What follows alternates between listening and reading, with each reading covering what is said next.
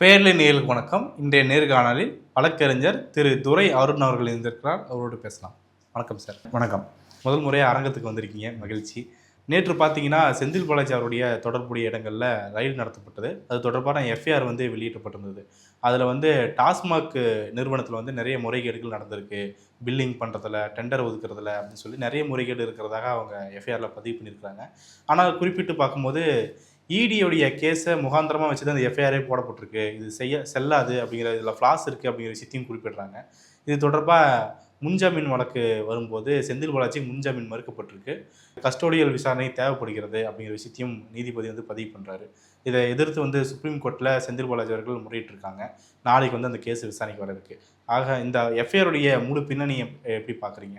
நாளைக்கு வழக்கு விசாரணைக்கு வர இருக்குதா இல்லையான்னு தெரியல. ஏன்னா இது வரைக்கும் ஆர்டர் அப்லோட் ஆன மாதிரி தெரியல.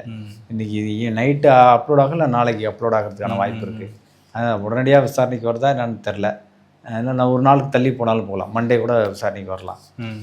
என்னென்னா இந்த வரலாற்றிலே முதல் முறையாக ஒரு இடியோட லெட்டரை வச்சு அவங்க போட்ட கவுண்டரை மூலமாக முதல் முறையாக வழக்கு பதிவு பண்ணப்பட்டிருப்பது என்பது இதுதான் தமிழ்நாடு வரலாற்றில் இதுதான் முதல் முறையாக நடந்திருக்கு.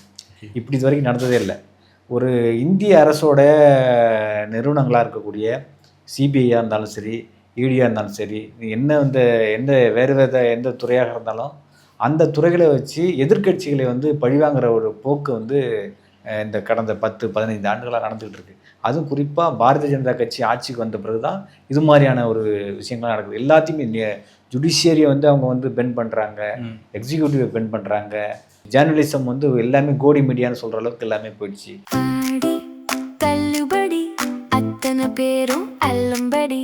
6 முதல் 60% வரை ஆடி தள்ளுபடியுடன் சூப்பர் சரவணா ஸ்டோர்ஸ், சென்னை, மதுரை, கோவை. அந்த அலிகேஷன் என்ன இருக்குது, கம்ப்ளைண்ட்டில் என்ன சொல்லப்பட்டிருக்கு, கம்ப்ளைண்ட்டில் என்ன அலிகேஷன் இருக்குது, அதில் என்ன பிரைமா ஃபேஸ் இருக்குது, முகாந்திரம் இருக்குது அப்படின்னு பார்த்துட்டு தான் எஃப்ஐஆர் ஃபைல் பண்ணுவாங்க. ஆனால் ஃபர்ஸ்ட் டைம் ஆஃப் இந்த ஜுடிஷியல் ஹிஸ்ட்ரியிலேயே இதுதான் ஒரு அங்கே இடிலேருந்து ஒரு லெட்டர் அனுப்புகிறாங்க. அது சப்சிக்வெண்ட்டாக கவுண்டர் ஃபைல் பண்ணப்படுது. கவுண்டரில் என்ன அலிகேஷன் இருக்கோ on the basis of allegations levelled இந்த கவுண்டர், அது மூலமா எஃப்ஐஆர் ஃபைல் பண்ணுறதுங்கிறது எப்படி சரியா இருக்கும்? அந்த இடி லெட்டர், அந்த கவுண்டர் அஃபிடவிட் எந்த கேஸ்? அந்த 1000 ரூபாய் ஊழல் நடந்துச்சு, 1000 கோடி ஊழல்னு சொல்கிறாங்க இல்லையா? அந்த ஊழல் அதில் இவங்க மேலே குற்றச்சாட்டு சொல்லியிருக்காங்க அப்படின்னு சொல்கிறாங்க. அது ஒரு வார்த்தை குறிப்பிட்டு சொல்கிறாங்க, இட்ஸ் ஒன்லி ஐஸ்பர்கு அப்படின்னு சொல்கிறாங்க. நிறையா பிரச்சனை அதில் இருக்குது, நிறைய பிரச்சனை அதில் இருக்குது. ஸோ அது 17 கோடி தான் அது சொல்லப்பட்டிருக்கு.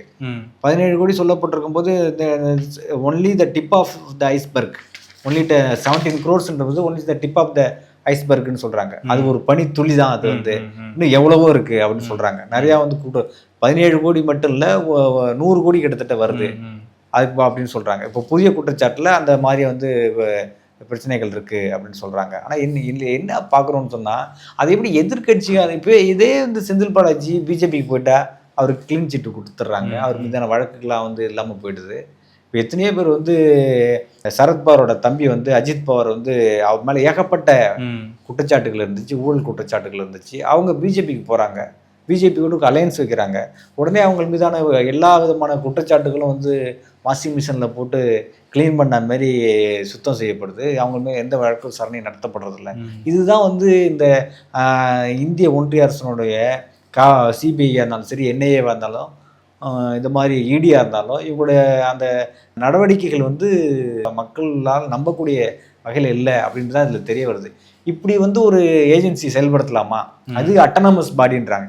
இடி ஒரு அட்டானமஸ் பாடி, சிபிஐ ஒரு அட்டானமஸ் பாடி, என்ஐஏ ஒரு அட்டானமஸ் பாடின்றாங்க. ஆனால் இந்த மூணும் யாருக்காக செயல்படுதுன்னா பிஜேபி அரசோட அந்த இமேஜை காப்பாற்றணும் அப்படின்றது தான் நடைபெறுது. அவங்களுக்கு எதிராக யாரெல்லாம் செயல்படுறாங்களோ அவங்கள முடக்கிறதுக்காக செயல்படுறாங்க. இப்போ செந்தில் பாலாஜி மீது ஏன் குறி வைக்கப்படுதுன்னு பார்த்தீங்கன்னா, கோயம்புத்தூரில் திமுகவே ஜெயிக்க முடியாது அப்படின்னு சொன்னாங்க இல்லையா? அங்கேயே போய் ஜெயிச்சுட்டு வந்துட்டார்ல. இதெல்லாம் பார்க்கும்போது இப்போ கரூரில் மட்டுமே வெற்றி பெற்றுக்கிட்டு இருந்த ஒரு நபர் கோயம்புத்தூர்லையும் போய் அங்கேயும் போய் அவரோட ஆளுமையை செலுத்துறாரு. அங்கே ஒரு மிகப்பெரிய மேற்கு மண்டலத்தில் ஒரு மாற்றத்தை ஏற்படுத்துறாரு அப்படின்றத அவங்களால ஏற்றுக்க முடியல. இப்போ அதனால் நீங்கள் உங்களுக்கு இது மனசில் தோணலாம், இல்லை அங்கே எல்லாருமே தாவைக்கு ஜெயிச்சு போச்சு அப்படின்னு சொல்லுவேன். இருந்தாலும் அவங்க அந்த கவுண்டர் கொடுத்துருக்காங்களே, தாவைக்கு என்ன 50,000 ஓட்டு 1,00,000 ஓட்டுல ஜெயிச்சுது இல்லையே, 100 ஓட்டு 200 ஓட்டு 1000 ஓட்டு 500 ஓட்டு தானே ஜெயிச்சிருக்காங்க. அதை எப்படி வந்து ஒரு பெருசாக பார்க்க முடியும்? இது வந்து மக்கள் மத்தியில் விஜய் ஜெயிச்சிருவாருன்னு நம்பிக்கைலாம் போடல. இவர் எங்கே ஜெயிக்க போகிறாரு அப்படின்ற அடிப்படை தான் வந்து பல்வேறு விதமான மக்கள் வந்து வாக்களிச்சிருக்காங்க. அந்த அடிப்படையில் பார்த்தோம்னா யார் வந்து ஒரு குறிப்பிட்டு செயல்படுறாங்களோ, துடிப்போடு செயல்படுறாங்களோ அவங்கள வந்து முடக்கிற வகையில் இது மாதிரி வழக்குகள் போடுவது வந்து பதிவு செய்யப்படுவது என்பது வந்து ஏற்புடையதல்ல. முன்னாடி வந்து ஒன்றிய சார்பாக பாஜக அந்த வேலையை பார்த்தாங்கன்றது ஒரு பெரிய குற்றச்சாட்டாக இருக்குது. அவர் வந்து 400 நாட்களுக்கு மேலே சிறையில் இருந்தார் அப்படிங்கிற விஷயத்தை பார்க்கணும். இப்போ தாவேக அரசு வந்து இவரை வந்து செந்தில் பாலாஜி வந்து ஒரு மிகப்பெரிய ஊழல்வாதி அப்படிங்கிற ஒரு மாயை உருவாக்கிட்டாங்க. அதெல்லாம் எப்படி சரி பண்ணுறது? அந்த உருவாக்கின மாயை வந்து ஒரு குற்றச்சாட்டு சொல்லிட்டாங்க. அதை நிரூபிக்கிறதுக்காக வந்து ரொம்ப மெனக்கெடுறாங்க. அது வந்து சில சமயங்கள் எடுபடாமல் போயிடும். நீங்கள் ஒரு குற்றச்சாட்டு சொல்லிட்டீங்கன்னா அந்த குற்றச்சாட்டுக்கான முகாந்திரம் இருக்கணும், ஆதாரம் இருக்கணும், ஆவணங்கள் இருக்கணும், சாட்சியங்கள் இருக்கணும். எந்தவித ஆதாரமும் இல்லாமல், ஆவணமும் இல்லாமல், சாட்சியம் இல்லாமல் பொத்தாம்பதுவா இந்த வழக்கில் வந்து ஆர்கியூமெண்ட் நடக்கும்போது சொல்லியிருக்காங்களே, all those allegations are omnibus allegation சொல்கிறாங்க. நீங்கள் ஒரு அலிகேஷன் ஸ்பெசிஃபிக்காக சொல்லணும். ஒரு குறிப்பிட்டு இந்த இடத்துல இந்த டெண்டரில் இந்த இவ்வளோ ரூபா இவரோட இன்வால்வ்மெண்ட் இருக்குது அப்படின்னு சொல்லணும். அப்படி எதுவுமே இல்லை. பொத்தாம்பதுவான அலிகேஷன் இருக்குது. பொத்தாம்பதுவா வந்து பார் எங்கே ஒதுக்குனாங்க, பொத்தாம்பதுவா இந்த டிரான்ஸ்போர்ட்டேஷனுக்கு டாஸ்மாகில் அந்த இது மதுபானங்களை வந்து கொண்டு போகிறதுக்கான அந்த இது வாகனங்கள்லாம் இருக்கு இல்லையா, அதில் டெண்டர் விடுறதுக்கு இவ்வளோ ரூபாய் வந்து ஊழல் நடந்துச்சு அப்படின்னு சொல்றாங்க. இதெல்லாம் வந்து ஏத்துக்க முடியாதுல்ல. யாரு எந்த இடத்துல எந்த டெண்டர்ல யாருக்கு ஒதுக்கப்பட்ட டெண்டர்ல அது மாதிரி பண்ணாங்க அப்படின்னு சொல்லணும்ல. இந்த பெயில் வாதத்துல வந்து என்ன சொல்றாங்கன்னா, முதல் கட்ட விசாரணையில தான் இந்த வழக்கு இருக்கு, அதனால அவருக்கு வந்து பெயில் கொடுக்க கூடாது அப்படிங்கிற விஷயத்த அவங்க வாதாடுறாங்க. இல்ல அதே போல இப்ப முதல் கட்டமா தானே இந்த விசாரணை எல்லாம் இருக்கு. தெரியும் இடி சொல்றத வந்து அப்படியே வந்து நடைமுறைப்படுத்துறது ஏன்னா பாஜக ஆளும் மாநிலங்கள்ல தான் அது மாதிரி நடக்கும். இடி என்ன சொல்லுதோ அதை அப்படியே ஃபாலோ பண்ணி ஸ்டேட் கவர்மெண்ட்டு அவங்க எதிர்கட்சியில் உள்ளவங்க மேலே வந்து வழக்கு பதிவு பண்ணுவாங்க, குற்றஞ்சாட்ட நபர்கள் மீது வழக்கு பதிவு செய்வாங்க. ஆனால் இங்கே என்ன நடந்திருக்குன்னா, இடி என்ன சொல்லியிருக்கோ, இடி அனுப்பிச்ச ஒரு லெட்டரு, இடி ஃபைல் பண்ண ஒரு கவுண்டரை ஃபாலோ பண்ணி ஸ்டேட் கவர்மெண்ட்டு எஃப்ஐஆர் போடுது. அப்போது இடியும் ஸ்டேட் கவர்மெண்ட்டும் ஒரே லைனில் ட்ராவல் பண்ணுறாங்க பாருங்க. ஒரு 2 பேரும் ஒரே தண்டவாளத்தில் பயணிக்கக்கூடிய பயணிகளாக இருக்காங்க. யார்? பாரதிய ஜனதா கட்சியும் தாவேக அரசும் ஒரே தண்டவாளத்தில் பயணிக்கக்கூடிய பயணிகளாக இருக்காங்க. இதில் ஒரு சந்தேகம் சார், இப்போ வந்து இடியோடைய லெட்டர் எடுத்து இவர் வந்து எஃப்ஐஆர் பதிவு பண்ணியிருக்காங்கன்ற குற்றச்சாட்டு சொல்றீங்க இல்லையா?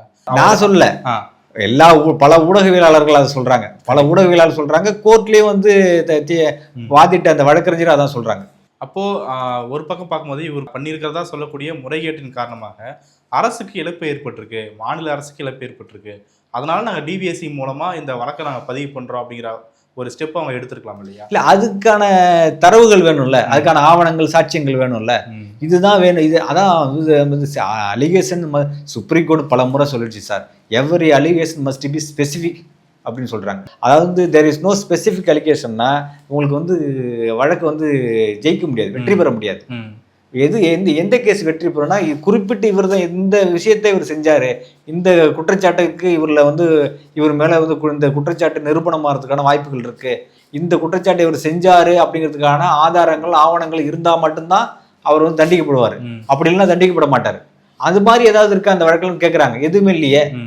அது மாதிரி இந்த ஆவணத்தை இந்த கான்ட்ராக்டர்கிட்ட இந்த பாட்டில் கம்பெனிக்கிட்ட இவ்வளோ ரூபாய் அவர் வாங்கினாரு அப்படிங்கிறதுக்காக எந்த ஆவணங்களும் இல்லை, ஆதாரமும் இல்லையே.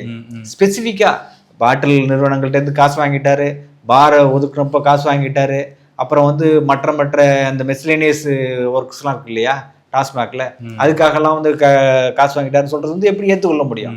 சரி, தவறு செஞ்சானா தவறு செஞ்சாங்கன்னு சொல்லுங்க, என்ன அலிகேஷன் செஞ்சான்னு சொல்லுங்க, என்ன குற்றச்சாட்டு செஞ்சான்னு சொல்லுங்க. பொதுவாக ஒரு அலிகேஷன் சொல்லிட்டு அதனால வந்து இவர் வந்து ஒரு பெரிய குற்றவாளி ஊழல்வாதி. எப்போதுமே ஊழல் குற்றச்சாட்டுகள் சொல்லப்படும் போது 2G ஊழலே சொன்னாங்களே, 1,76,000 கோடின்னு சொன்னாங்க. ஆனால் அந்த ஊதி பெருக்கப்பட்ட அந்த தொகை இருக்குல்ல, அதுக்கான ஆவணங்கள் சாட்சியங்கள் இருந்துச்சா? அந்த வழக்கு விசாரித்த சைனி என்ன சொன்னார், அந்த நீதிபதி என்ன சொன்னார், நானும் பல நாட்களாக வெயிட் பண்ணி பார்த்தேன், யாராவது ஒரு டாக்குமெண்டாவது எடுத்து வருவாங்க இந்த குற்றச்சாட்டை நிரூபிக்கிறதுக்கு, ஏதாவது ஒரு டாக்குமெண்ட்டாவது சிபிஐ எடுத்து வரணும்னு பார்த்தேன், எடுத்துகிட்டு வரவே இல்லை அப்படின்னு சொன்னார். அதே போல தான் இவங்க அரசியல் எதிரிகளை எப்படி வந்து சிறுமைப்படுத்துவது, எப்படி வந்து அரசியல்லேருந்து அவங்க இல்லாமல் செய்வது, அந்த மக்கள் மன்றத்திலேருந்து தூக்கி எறிவது அப்படின்னு பார்க்குறாங்க. அதுக்காக இந்த ஊழல் குற்றச்சாட்டு வந்து சுமத்துறாங்க. ஊழல் குற்றச்சாட்டு என்பது வந்து உண்மையிலேயே ஊழல் செஞ்சிருந்தாங்களா தண்டிக்கப்படும் தான் சார், அது நம்ம மாற்று கருத்தே இல்லை. அதுக்கான காரண காரியங்கள் வேணும்ல, ஆவணங்கள் வேணும்ல. அது இல்லாம தங்களோட அரசியல் எதிரிகளை வந்து நேரடியாக அவங்களை வந்து வீழ்த்த முடியல, கொள்கை ரீதியாக அவங்களை வந்து வெற்றெடுக்க முடியல, அவங்களுக்கு மிகப்பெரிய நமக்கு சொப்பனமா இருக்காங்க அப்படின்னு சொல்லிட்டு இந்த ஊழல் குற்றச்சாட்டு நீங்க பாத்தீங்கன்னா வரலாற்றுல எவ்வளோ ஊழல் குற்றச்சாட்டு சொன்னவங்கலாம் காணாமல் தான் போயிருக்காங்க. மக்களுக்காக யார் நிற்கிறாங்க, பிரச்சனைகளுக்காக, மக்களுடைய வாழ்வாதார பிரச்சனைகளுக்காக யார் போராடுறாங்களோ அவங்க மட்டும்தான் வந்து மக்கள் மத்தியில் நிற்க முடியும். சும்மா மேகதாது பிரச்சனை என்னன்னே தெரியாம அனைத்து கட்சி கூட்டத்தை கூட்டாம வெறும் செந்தில் பாலாஜியும் அப்புறம் வந்து இருக்கிற அமைச்சர்கள் மீது வழக்கை பதிவு செய்து அவங்கள அரெஸ்ட் பண்ணிகிட்டே இருந்தால் மக்கள் வந்து உங்களை பார்த்துப்பாங்களா? மெட்ரோ ட்ரெயினில் போயிட்டு வந்தால் மக்கள் வந்து உங்களை கொண்டாடுவாங்களா? அப்படி இல்லையில வாழ்வாதார பிரச்சனைகளை நீங்கள் என்ன ரோல் பண்ணுறீங்கன்னு பார்ப்பாங்கல்ல. சும்மா எதிர்கட்சிகள் மீது இது வந்து முழுக்க முழுக்க திசை திருப்புற நடவடிக்கையாக இருக்குது. தமிழ்நாடு அரசின் மீது எல்லா இடத்துலேருந்து பெரிய தாக்குதல் நடக்குது. இன்னைக்கு 150 இடங்களை வந்து உயர் சிறப்பு சிகிச்சை மருத்துவ இடங்களை வந்து தாரை வாத்துட்டாங்க. இந்தியா முழுக்க மிகப்பெரிய போராட்டம் நடக்குது சார். நீட் தேர்வுக்கு நாங்கள் எதிர்ப்புன்னு சொல்லிட்டாங்க, நீட் தேர்வுக்கு நாங்கள் எதிரானவர்கள்னு சொல்லிட்டாங்க, நீட் தேர்வு ஒழிப்பு தான், ஸ்கிராப் நீட் தான் எங்களோட வந்து அஜெண்டா, எங்களோட மோட்டோன்னு சொல்லிட்டாங்க. ஆனால் தமிழ்நாட்டில் உத்தரப்பிரதேசத்தில் நடந்துச்சோ பீகாரில் நடந்ததோ அதே மாதிரி நடந்துங்கன்னா துப்பாக்கி சூடு மட்டும் தான் நடக்கல. மற்றவங்களாம் சும்மா நிற்கிற மாணவர்கள்லாம் போய் அடித்து இழுத்துட்டு வண்டியில் ஏற்றுறது, அந்த ஒரு அசம்பிள் ஆகிறதுக்கு முன்னாடி அவங்களை பிடிச்சி வந்து கைது செய்கிறது, இதெல்லாம் எந்த விதத்தில் நியாயம்? இது இந்த மாதிரி வந்து இந்த ஊதி பெருக்கப்பட்ட பலூன் என்ன எப்படி இருக்குன்னா, எங்காவது ஒரு இடத்துல ஊசி எடுத்து குத்துனோம்னு வச்சுங்க அப்படியே உடஞ்சி போயிடும். அப்படிதான் வந்து விஜய் என்பவர் இந்த மாயை இந்த பிம்பம் வந்து ஊதி பெருக்கப்பட்டிருக்கு. இந்த ஊதி பெருக்கப்பட்ட பிம்பத்துக்கு எங்கேயாவது எந்த இடத்துலையாவது தனக்கு டேமேஜ் ஆகிடக்கூடாதுன்னு சொல்லிட்டு இது மாதிரி செந்தில் பாலாஜி, அது பேர் மார்க்கண்டையன், இவரை போன்ற அமைச்சர்கள், முன்னாள் அமைச்சர்கள் மீது, முன்னாள் எம்எல்ஏக்கள் மீது, அப்புறம் திமுககாரங்கள் மீது வந்து வழக்கு பதிவு செய்கிறாங்க. அதுக்கு வழக்கு பதிவு செஞ்சால் அது எப்படி பண்ணணும்னா கேட்டால் இவங்களுக்கு வந்து ஹெல்ப் பண்ணுறாங்க. இடி ஹெல்ப் பண்ணுது, ஒன்றிய அரசு ஹெல்ப் பண்ணுது, மத்திய அரசு ஹெல்ப் பண்ணுது. அதன் மூலமாக தான் வந்து ஈஸியாக அவங்க வந்து எல்லாருமே வழக்கு இப்போ அந்த செந்தில் பாலாஜி மீது வழக்கு பதிவு செய்யப்படுறாங்க. சுப்ரீம் கோர்ட்டில் நீங்கள் கேட்டீங்க, சுப்ரீம் கோர்ட்டில் வந்து அவருக்கு பிணை கிடைக்குமான்னா சுப்ரீம் கோர்ட்டில் எது வேணாலும் நடக்கலாம், பிணை கிடைக்கலாம், கிடைக்காமலும் போகலாம். ஆனால் இது ஏற்கனவே வந்து இந்த வழக்கு சிறை எல்லாத்தையும் சந்திச்சுட்டு வந்தவர் தானே, அவருக்கு இந்த மாதிரியான இந்த பிரச்சனைகள்லாம் வந்து சாதாரணம், இதெல்லாம் வந்து கடந்து வந்துடுவார். ஏன் வந்து செந்தில் பாலாஜி உருவிக்கப்படுகிறாருன்னா, அவர் துடிப்பான ஒரு இளைஞராக இருக்கிறாரு, துடிப்பாக செயல்படுறாரு. அது வந்து அவங்களுக்குலாம் வந்து பிரச்சனையாக இருக்குது. பிஜேபிக்கோ தாவைக்காக்கோ ஒரு பிரச்சனையா இருக்கு. இவங்க மேல வந்து கரூர் பிரச்சனையில அவர் தான் வந்து எல்லாத்துக்கும் காரணம் அப்படின்னு சொன்னாங்க. எப்படி அவர் காரணம்? அவர் எனக்கு அது புரியவே இல்லை. கரூர் பிரச்சனையில இவங்க தான் அந்த கூட்டத்தை கூட்டுறாங்க, இவங்க தான் கட்டுக்கடங்காத கூட்டத்தை கூட்டுறாங்க, எந்தவித பாதுகாப்பு ஏற்பாடு வசதிகளும் செய்யாம இருக்கிறாங்க. நீங்களே சொல்லுங்க, அங்க அவ்வளோ செருப்பு கிடந்ததுல எங்கேயாவது தண்ணி பாட்டில் கிடந்துச்சா? எங்கேயாவது சாப்பாடு பொட்டலங்க ஏதாவது கிடந்துச்சா? எதுவுமே இல்லையே.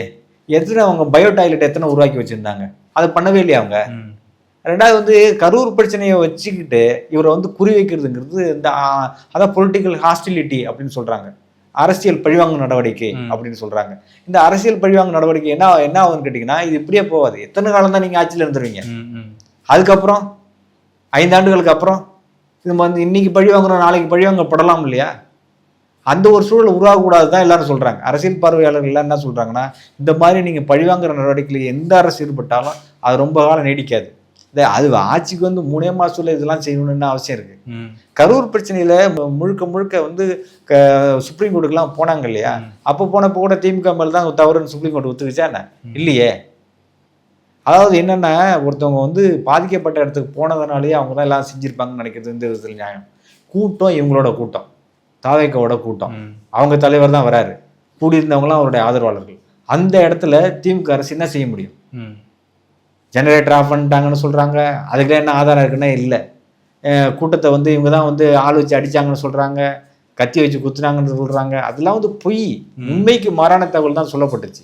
ஆனால் என்னென்னா, அவ்வளோ பெரிய அந்த இடத்துல அங்கே போகணுன்னு பிளானே கிடையாது சார். அங்கே ஒரு கூட்டத்தை, அவங்க கட்சி மாநாடாக நடத்துகிறாரு செந்தில் பாலாஜி.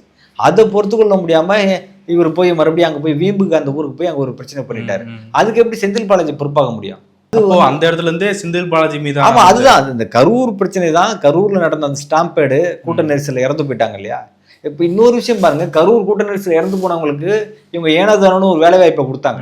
எந்த அரசு சட்ட விதிமுறைகளையும் ஃபாலோ பண்ணாம பல்லாயிரக்கணக்கான பேர் வேலை இல்லாம இருக்கான் சார். பல்லாயிரக்கணக்கான பேர் வந்து எம்ப்ளாய்மெண்ட் எக்ஸ்சேஞ்சில் பதிவு பண்ணிட்டு காத்துட்டுக்கிறான். கம்பேஷனட் கிரவுண்டில் வேலை இல்லாமல் பல்லாயிரம் பேர் காத்துட்டு இருக்காங்க. அதில் சீனியாரிட்டி லிஸ்ட் இருக்குது. அந்த சீனியாரிட்டிலாம் எதுவுமே ஃபாலோ பண்ணாமல் நீ 41 பேருக்கு வந்து வேலை வாய்ப்பு கொடுக்குறேன்னு சொல்லிட்டு கொடுத்தேன். அது என்ன ஆகிப்போச்சு? கோர்ட்டு செல்லாதுன்னு சொல்லிட்டாங்கல்ல. அதில் கூட இந்த அரசு என்ன வாதத்தை வச்சாங்கன்னு பார்த்தீங்கன்னா, இவங்களுக்கு வந்து நாங்கள் லோவர் கிரேடு வேலையை நாங்கள் கொடுக்குறோம், கடைநிலை பணி தான் நாங்கள் கொடுக்குறோம் அப்படின்னு சொன்னாங்க. அதெல்லாம் ஏற்றுக்க முடியாதுன்ட்டாங்க. எல்லா வேலையும் வேலை தான். எல்லாம் ஒரு வாட்ச்மேன் இருந்தாலும் அவன் வந்து கவர்மெண்ட் எம்ப்ளாய்மெண்ட், பப்ளிக் எம்ப்ளாய்மெண்ட்ங்கிறது வந்து it has to be earned அப்படின்னு சொல்கிறாங்க. மதிப்புகள் அது அரசு வேலைங்கிறது போராடி பெறணும் அப்படின்றாங்க. It has to be earned. அதாவது importance has to be realised அப்படின்றாங்க. பப்ளிக் எம்ப்ளாய்மெண்ட்டோட importance has to be realised அப்படின்றாங்க. It has to be cherished அப்படின்னு சொல்கிறாங்க. அந்த வேலையை வந்து ஒருத்தன் வந்து பல்லாயிரக்கணக்கான பேர் இருக்காங்க சார், எல்லா நிலைகளிலும் இருக்கிறாங்க. ஒவ்வொருத்தரும் ஒவ்வொரு இன்ஜினியரிங் படிச்சிருக்காங்க, மாஸ்டர் டிகிரி படிக்கிறாங்க, எவ்வளோ டிகிரி படிக்கிறாங்க. எல்லாத்தையும் படிச்சுட்டு பல தரப்பட்ட பேர் வந்து எம்ப்ளாய்மெண்ட் எக்ஸ்சேஞ்சில் பதிவிட்டு அரசு வேலை இல்லாமல் இருக்கிறான். பதிவு செய்து காத்திருக்கக்கூடிய இளைஞர்கள் கோடான கோடி பேர் இருக்கிறான். அப்படி இருக்கும்போது இது எந்த வித சீனியாரிட்டியுமே ஃபாலோ பண்ணாமல் நீங்கள் வந்து இது அவங்க என்ன சொல்கிறாங்கன்னா, தூத்துக்குடி துப்பாக்கி சூடு நடந்த சம்பவம் மற்ற சம்பவத்தோடு இது கம்பேர் பண்ணுறாங்க. ஆனால் அதுக்கு இதுக்கு சம்மந்தம் இல்லை. அது வந்து அரசு பயங்கரவாதம். அதுக்கு வந்து பொறுப்பு எடுத்தது யாரு? அந்த சுட்டு கொண்டது யாரு? போலீஸ் யாரோட கண்ட்ரோலில் இருக்குது? அரசோட கண்ட்ரோலில் இருக்குது. அதனால அரசு வேலை கொடுக்கறது நியாயப்படுத்த முடியும். ஆனால் இது வந்து அரசு நிகழ்ச்சியே இல்லை. இவங்க நிகழ்ச்சி ஒரு கட்சியோட நிகழ்ச்சி. அந்த கட்சியோட நிகழ்ச்சியில் போய் எந்த வித முன்னேற்பாடுகளும் இல்லாமல் போய் அனாமத்து அவங்க செத்து போனதுக்கு கவனக்குறைவால் இறந்து போனவங்களை வந்து எப்படி கம்பேர் பண்ண முடியும்? அதோடு இல்லாமல் கோர்ட் என்ன சொல்கிறாங்கன்னு பார்த்தீங்கன்னா, நீங்கள் தினமும் வந்து சாலை விபத்தில் ஏராளமான பேர் செத்து போகிறான். பட்டாசு தொழிற்சாலையில் எத்தனை பல்லாயிரம் பேர் செத்து போகிறாங்க, நூற்றுக்கணக்கான பேர் செத்து போகிறாங்க, இறந்து போகிறாங்க. அவங்களுக்குலாம் நீங்கள் என்ன வந்து வேலையாக கொடுத்துட்டு இருக்கீங்க? இது வந்து தவறான முன்னுதாரணம் ஆகிடும் அப்படின்றாங்க. இந்த மாதிரியான ஒரு நிலையை உருவாக்கக்கூடாது அப்படின்னு சொல்கிறாங்க. அதோடு மட்டும் இல்லாமல் அரசு வேலை என்பது வந்து அதை வந்து மதிப்பு மிகுந்தது அப்படின்றாங்க. அதனால தான் வந்து அரசு வேலையில் இருக்கவங்க அவ்வளோ வந்து அந்த பெருமிதத்தோடு இருக்கிறாங்க. எந்த வித உழைப்பும் இல்லாமல் வெறுமனே வந்து அவங்களுக்கு நீங்கள் பணம் இந்த மாதிரி வேலை கொடுக்கக்கூடாதுன்னு சொல்லிட்டு நம்ம உள்நோக்கம் கிடையாது. அவங்களுக்கு நிவாரணம் கொடுங்க, அவங்கள ஆண்டர்பிரனராக மாற்றுங்க, தொழில் முனைவராக மாற்றுங்க, தனித்திறனங்களை அவங்களை வளர்த்து விடுறதுக்கான வேலையை ஏற்பாடு பண்ணுங்க, இந்த வேலையை கொடுத்துறாதீங்க அப்படின்னு கோர்ட்டு சொல்லிடுச்சு. அந்த அடிப்படையில் தான் இன்னைக்கு பழி வாங்குறவங்க நடிச்சியா இன்னைக்கு செந்தில் பாலாஜி மீது போலியான குற்றச்சாட்டுகள் முன்வைக்கப்படுது. இந்த எல்லா வழக்குகள் எது வேணாலும் செய்யலாம், பதிவு செய்யலாம், எந்த மாதிரியான குற்றச்சாட்டுகள் கூட சொல்லலாம். ஆனால் அது எப்போ வந்து உண்மையாக பொய்யான்னு சொல்லி எப்போ தெரியும்னா தீர்ப்பு வரும்போது தான் தெரியும். தகுந்த ஆவணங்களும் சாட்சியங்களும் கோர்ட்டு முன்னாடி சமர்ப்பிக்காத போது அந்த வழக்குகள் வந்து தள்ளுபடி தான் செய்யப்படும். அதே போன்ற ஒரு சூழல் தான் இந்த வழக்குக்கு இருக்கும். இந்த கேஸை பொறுத்த வரைக்கும் இவர் மேலே தப்பு இல்லைன்னா இவர் எதுக்கு போய் முன்ஜாமீன் அப்ளை பண்ணுறாருன்னு ஒரு வாதம் ஒன்று வைக்கிறாங்க. முன்ஜாமீன் மறுக்கப்படுத்தாலேயே இவர் வந்து கைது செய்யப்படலாம் அப்படின்னு சொல்லி பல்வேறு செய்தி நிறுவனங்களும் சொல்கிறாங்க. அதுக்கு பயந்து போய் அவர் ஹாஸ்பிட்டலில் ஒளிஞ்சிக்கிட்டாரு அப்படிங்கிற விஷயத்தையும் தாவேக்கானவர் எடுத்து போட்டு பேசிட்டு இருக்காங்க. முன்ஜாமீன் மறுக்கப்பட்டதாலே ஒருத்தர் கைது பண்ணப்படலாம் அப்படிங்கிற ஒரு முன்ஜாமீன் மறுக்கப்பட்ட அது வந்து அரசு காவல்துறை தான். தாவேக்கா காவல்துறை சும்மா ரோட்டில் நிற்கிற மாணவர்களே பிடிச்சி உள்ளே போட்டுலான்னு பார்க்கலாம், உள்ள ஜெயிலில் சிறைப்படுத்தலான்னு பார்க்குறாங்க. ஆனால் அந்த அடிப்படையில் வந்து முன்ஜாமீன் மறுக்கப்பட்டதாலே அவர் கைது செய்யப்படுவாரா செய்யப்பட மாட்டாரா என்பது வேற. ஆனால் உச்சநீதிமன்றம் இருக்குல்ல, உயர்நீதிமன்றத்தோட எல்லா தீர்ப்பும் முடிஞ்சு போயிடுமா? உயர்நீதிமன்றத்தோட வழக்குகள்லாம் முடிய போதா? அப்படி இல்லை. உச்சநீதிமன்றத்துக்கு போவாங்க, சுப்ரீம் கோர்ட்டுக்கு போவாங்க. சுப்ரீம் கோர்ட்டு வந்து டிசைட் பண்ணும்ல whether the custodial interrogation is record or not அப்படின்னு சொல்லிட்டு appellate court supreme court decide பண்ணும். சரிங்களா? ஆகாத மருமக கைப்பட்டா குற்றம் கால்பட்டா குற்றம்ன்ற மாதிரி தாவேக்கா அரசுக்கு செந்தில் பாலாஜி பேர் எடுத்தாலே அவர் வந்து எப்படியாவது கைது பண்ணுன்னு நினைக்கிறாங்க. அந்த போச்சிங் கேஸில் அப்படி தான் பண்ணாங்க. ஊத்தங்கரையில் உள்ள அந்த எம்எல்ஏ வந்து என்ன பண்ணுறாங்க, அவர் வந்து கட்சி தாவலுக்கு ஏற்பாடு பண்ணாங்க, அவர் திமுகவுக்கு கொண்டு வரதுக்கான முயற்சி ஏற்படுத்தப்பட்டாங்கன்னு சொன்னாங்க. ஆனால் அதுக்கான ஆதாரம் தரவுகள் எதுவுமே இல்லை. இது அந்த வழக்கில் வந்து முன்ஜாமீன் பெற்றிருக்காரு. ஆக அந்த அடிப்படையில் மற்ற வழக்குகளுக்கும் வந்து ஒரே நீதிமன்றத்தில் வந்து முன்பிணை கிடைக்குமா, முன்ஜாமீன் கிடைக்குமா அப்படின்ற ஒரு பெரிய கேள்வி இருக்குது. அதுக்கு மாற்றாக தான் வந்து இப்போ வந்து சுப்ரீம் கோர்ட்டுக்கு போயிருக்காங்க. எல்லா வழக்குகளுக்குமே எல்லா நேரத்துலையுமே தீர்ப்பு கிடைச்சிடாது. சில நேரங்களில் நமக்கு எதிர்பார்க்குற தீர்ப்பு நீதிமன்றத்தில் கிடைக்காது. அதுக்கு மாற்றாக தான் வந்து உச்சநீதிமன்றத்துக்கு போகிறாங்க. அதனால் நீதிமன்றத்தில் வந்து தீர்ப்பு கிடைக்காம போனதுனாலே அவர் குற்றவாளி அப்படின்னு சொல்ல முடியாது. குற்றச்சாட்டப்பட்ட ஒரு நபர், அவ்வளோதான். அதாவது எதிர்கட்சி ஆகிட்டாங்க, அந்த கட்சியை வந்து தாங்கி பிடிக்கக்கூடிய ஏந்தி பிடிக்கக்கூடிய நபர்களாக இருக்கக்கூடிய நபர்கள் யார் வந்து கார்னர் பண்ண செய்யப்படுவாங்க? முக்கியமான துறைகளில் யார் இருக்காங்களோ, யார் செயல்படுறாங்களோ அவங்கள தான் வந்து கார்னர் செய்யப்படுவாங்க. இப்போ செந்தில் பாலாஜி செயல்பட்டுருக்காரு, அதனால வந்து கார்னர் செய்யப்படுறாரு. ஒன்றுமே செயல்படாதவங்களை வந்து யாருமே கார்னர் செய்யப்பட மாட்டாங்க. எனக்கு ஒரு பேசிக்கான டவுட் இருக்குது. இப்போ இடியோடைய கவுண்டர் அஃபைட் வச்சு தான் இவங்க எஃப்ஐஆர் ஃபைல் பண்ணியிருக்காங்க போது அந்த கேஸுமே இன்னும் பெண்டிங்கில் தான் இருக்குது. ஆமாம், அது வந்து அந்த கேஸ் பெண்டிங்கில் இருக்குது. அதில் அவருக்கு வந்து முன்ஜாமீன் கொடுத்துருக்காங்க, ஸ்டே வாங்கியிருக்காங்க. அந்த கேஸ் பெண்டிங்கில் இருக்கும்போது இந்த கேஸை தனியாக நடத்த முடியுமா அப்படிங்கிற கேள்வி இருக்குது. இல்லை, கேஸ் வந்து ஸ்பெசிஃபிக்காக எஃப்ஐஆர் போட்டாங்கன்னா அதுக்கு வந்து தனியாக கேஸ் நடத்துவாங்க. ஆனால் இந்த காரணங்களை வந்து உச்சநீதிமன்றத்தில் சொல்லி இவங்க முன்ஜாமீன் கேட்பாங்க, அதுக்கு ஸ்டேவும் கேட்பாங்க. எஃப்ஐஆர் ஃபைல் பண்ணிட்டாங்கன்னா அதுக்கு ஸ்டேவும் கேட்பாங்க. சரிங்களா?